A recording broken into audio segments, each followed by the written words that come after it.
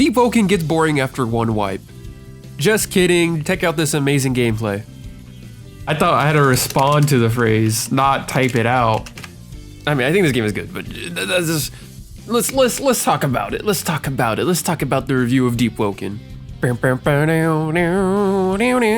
Deepwoken Honest Review. Part 1. What is Deepwoken? Deepwoken emerges as a pioneering title on the Roblox site, offering players an immersive journey into a rich and expansive fantasy world. Developed by a really good team, Deepwoken invites players to delve into the realm teeming with adventure, exploration, and discovery.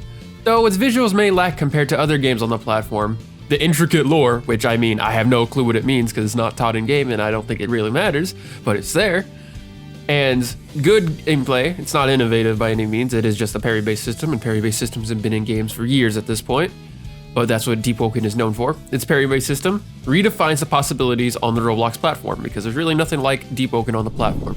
Part 2. So what? Another bandit beater. Initially mistaken as a typical bandit beater game, Block Fruit sucks. Deepwoken swiftly dispels such assumptions with multifaceted approach. It transcends genre limitations, blending elements of exploration, combat, and role-playing, and a little bit more.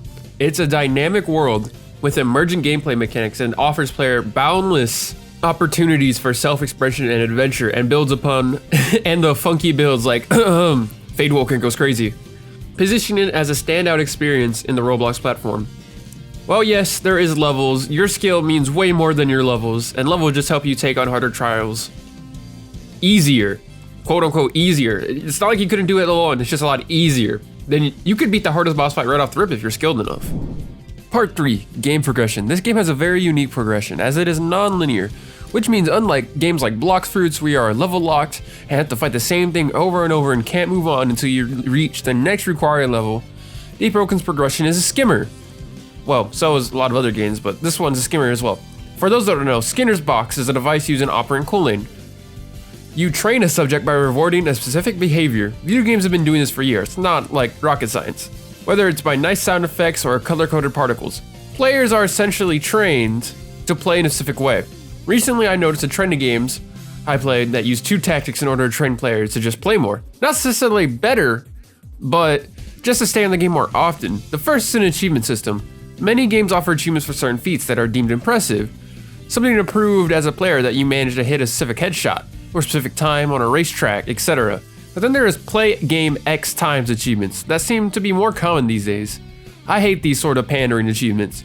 It's basically only slightly better than the complete tutorial achievement. Why not make the game more fun in on itself? And here's the problem with Deepwoken's progression. While you can kill any enemy to get weapons and armor, except for a select few, you can get everything by killing the same enemies, the same 4 enemies.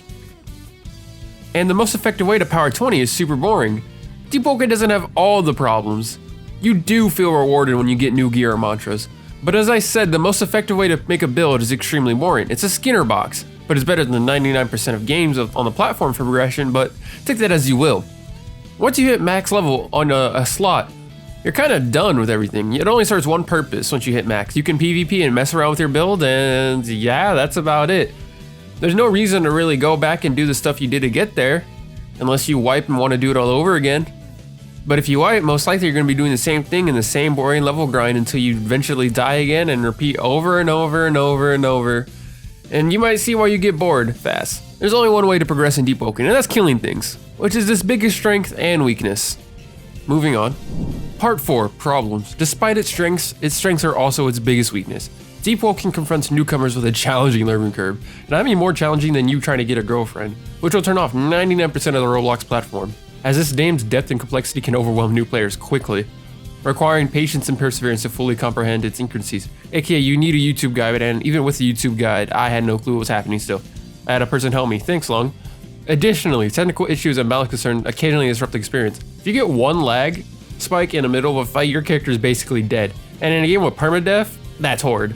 These hurdles, while daunting, are not insurmountable and often serve as opportunities for growth and discovery within the game's vast landscape, which is why I'm pretty sure most players that like this game will never leave it. Also, here's a personal gripe. The "I've learned everything I can from training" is stupid. I get they don't want you to make a build on spawn, but it sucks, especially for me. And imagine if you're an old player that would want to make a new build, but it takes so long. Like, well, I would never want to try another build because it takes forever. Also, maxing builds is so boring. I get bored or quit midway through. I don't know how you Deepwoken NPCs do it. One last personal gripe before I move on is this game is only fun with friends. By yourself, it's boring, and getting jumped early game is basically a death sentence by yourself. Part 5. Compared to other games, in contrast to its peers, Deepwoken distinguishes itself with an emphasis on player-driven storytelling and emergent gameplay. While comparisons to other fantasy-themed Roblox games are inevitable, Deepwoken stands apart through its immersive world building and dynamic mechanics. It's a blend of exploration, combat, and role-playing elements, even though I think these role-playing elements are so boring. Like, just give me a skill tree or something. I mean, mantra rolling is cool, but just getting to the ability to roll mantras is the most boring thing of all time. Let me just read a book and type out stuff. Sure, whatever. And having to always need to kill something to move on is annoying, because just going around just trying to find something to kill sometimes that's not a big group is annoying at times. There's just so many inconveniences, and their inconveniences are so small, but if I just want to make a build, every small inconvenience is annoying, it makes me want to quit. And it doesn't help this game's permadeath either. But its role-playing elements offer a depth of experience rarely found on this platform, captivating players with its rich build diversity and interactive environments with the creatures in them. But God, is this progression more boring than being with your mom in bed. Part 6. Paywall and lack of pay to win.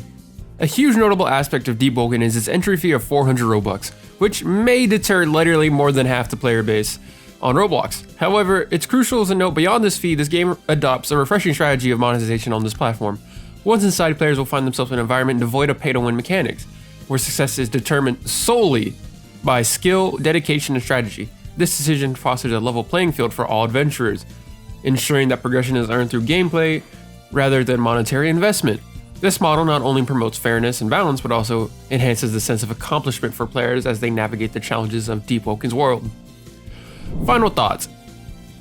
In summary, Deepwoken stands as a testament of the power, creativity, and innovation within the Roblox community. When I mean community, I mean a couple good devs.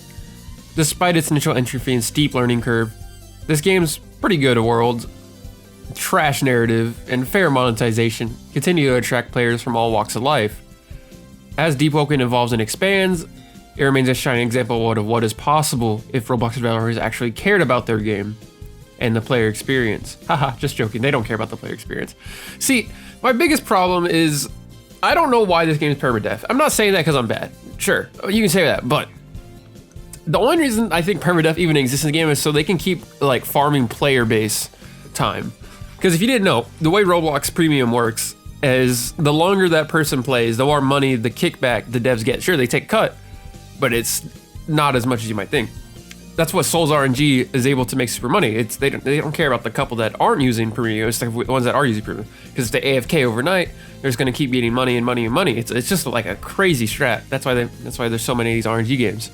And to be honest, I think this game should just get rid of the permadeath mechanic. It doesn't seem to add much or anything to this game, to be honest. It just seems as like an annoying wall for the most part. It doesn't seem like it's not like a roguelike where death means you can restart a whole rerun and go through it all again really quick. It's just like an annoying roadblock, and if you do one mistake, you can lose all your progress. And that's why I think this is just a little, it's not a scam, but it's like a way for them to farm player time and get more money out of players, because they gotta slog through the boring progression if they want to get back where they were. So, what do I give this game as an overall score?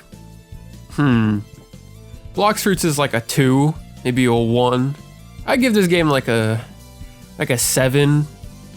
It's good. It's above average. It's good. If they fix if they got rid of permadeath, I think this game would go to like a 9, because I think the biggest problem with this game is permadeath. It just doesn't seem to add anything but annoyance. And yeah, you guys might say, oh, you just suck. I just don't think it adds anything, like at all. I don't think there's anything that permadeath adds. Like, sure, it raises the stakes, but it only raises the stakes because you'd have to sit down and do all again. And the progressing isn't fun, so why would you want to do it all over again? So that's why the stakes feel high. So yeah, Deepwoken gets a 7. Like and subscribe, Zazels and Zazet. In the shadows, feeling the weight of a progression that's too damn straight. Every step I take just feels the same. Bottles creeping in, driving me insane. Permadeath's a joke, it's just a charade. Adds nothing to the game, just pure rage. I respawn, start again, only to be slain.